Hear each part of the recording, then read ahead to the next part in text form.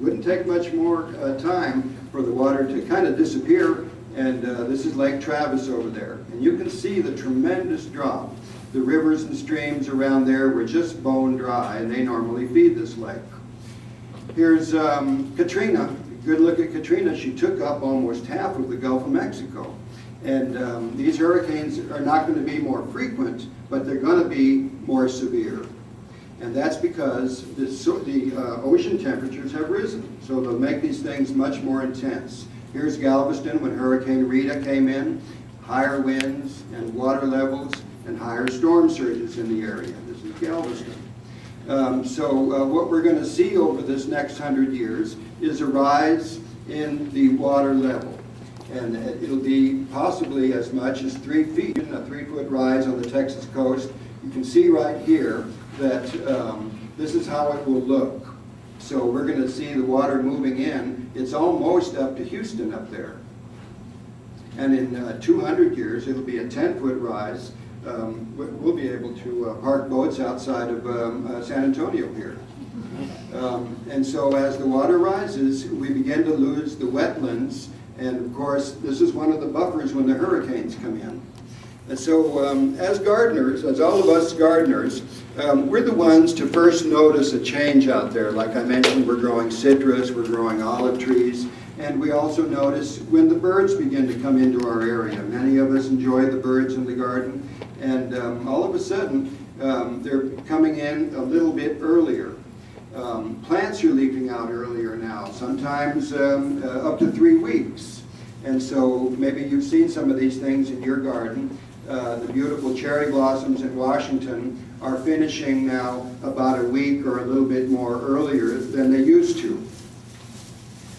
Birds and butterflies are breeding and migrating earlier also, and part of that problem is the plants that they feed on aren't ready yet. Or, as the weather changes, some of them will be on the downward side when these different birds start coming through the area. And the Texas species are also moving. On the left, we'll see this butterfly here, and down in the valley, not too far down in the valley, we've seen 6 new butterfly species that didn't used to be there. They're moving up from the south into our area. The hummingbird, the rufous hummingbird, no longer migrates very south. It stays around here. And the Mexican green jay, which, you know, when I was young, was only up as far as Laredo, and then it would migrate back home. And now it's moving way up into the country. We may even see them around here pretty soon. Here's a map of the changes, and we're all familiar with the hardiness zones. And so you can see on the left what our hardiness zone looked like in 1990. And look at the increase in changes in 2 years ago's map. We're beginning to see a dramatic change. Our zones are beginning to change here too. San Antonio was at zone 8. Now it won't be long, it's already here almost, to be zone 9. That means that this is our gardening techniques will be changing out there. Here's something that you've probably already seen or experiencing, and that's the water restrictions.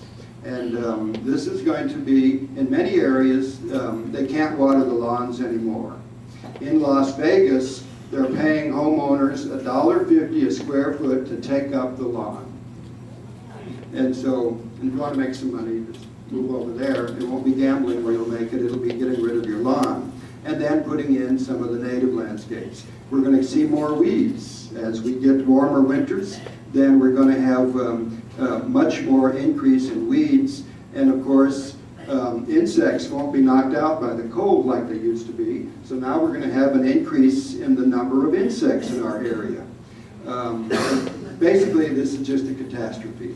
We can see on the left the birds dying from the drought, fish kills from the toxins in the water, and of course the fires. We all know about the fires. They spread throughout the country, and they're very difficult to manage. And of course this is once again feeding the greenhouse gases.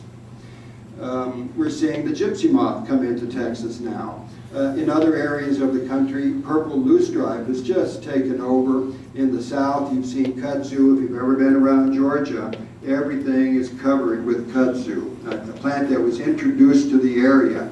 It has been found in East Texas now, and in Austin we found a little bit of kudzu also in one of the creek areas. And one of the things that really takes advantage of the warmer weather and is much more vigorous is poison ivy. So we'll have challenges now of controlling poison ivy, maybe you already do. Here's another invasive species, St. Augustine lawns. It came from Africa.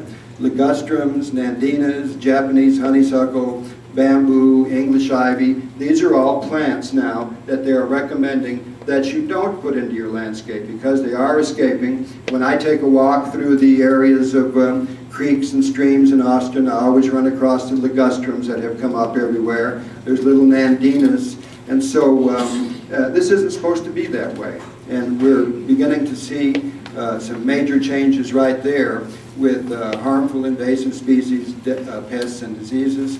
Now here's a plant. If you've ever been to South Texas, you've seen the tamarisk growing down there. It's widespread, and the tamarisk will absorb up to 200 gallons of water per day. So in South Texas and in West Texas, this is a problem. It's already infested 3.3 million acres, and the roots grow down about 100 feet.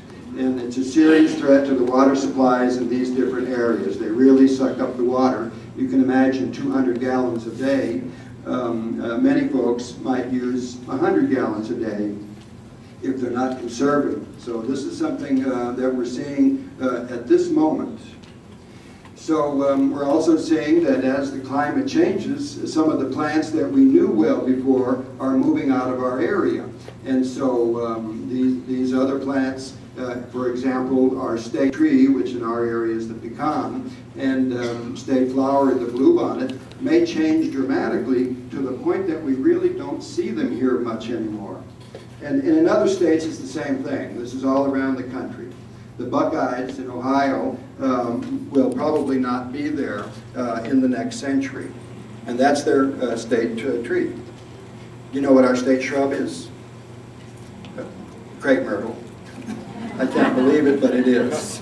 Look it up and you'll be finding that. So the ecosystems are becoming disrupted. The butterfly caterpillars hatch either before or after their food sources are there. So the change with the insects is not matching up with the change in the plant material.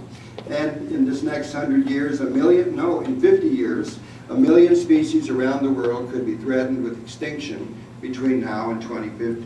This is something that's moving very fast, and if we're not looking at it, we're going to be caught behind, trying to catch up. You can see on the left over there that extinctions are occurring with several butterfly species, specifically the Edith's checkerpoint butterfly, a beautiful butterfly. But the food sources are changing, and it's moving further up into smaller areas. The goldencheeked warbler, rare native Texas bird to central Texas, is facing habitat loss. So you can see the area that it's in. Of course, development through there is tremendous, and during these long droughts, there's no water for these guys. So that was the bad news. And there's other bad news out there, like the price of gas, these things. But so here's some solutions. We wouldn't want to say all these bad things without solutions that you all can participate in your backyard. You don't have to become an environmentalist and join any group to actually be part of the change. So taking action in your backyard, this person over here on the left put in some solar panels, and they're generating their own electricity for the different tools that you might use in your yard. Disconnect those lights in your yard that are hooked up to the electricity, or change them over to these solar-powered garden products. One of the things that I forget sometimes is the light on outside. So putting a timer on it so that it goes off, if you need it for safety, let's have it go off at 5 a.m. and not be there until 7 or later. So this would help a lot. We need to do these little things. Another thing to do is, we've got to do this, get rid of those weed eaters. Those blowers are terrible. And let's switch to some other things. Even our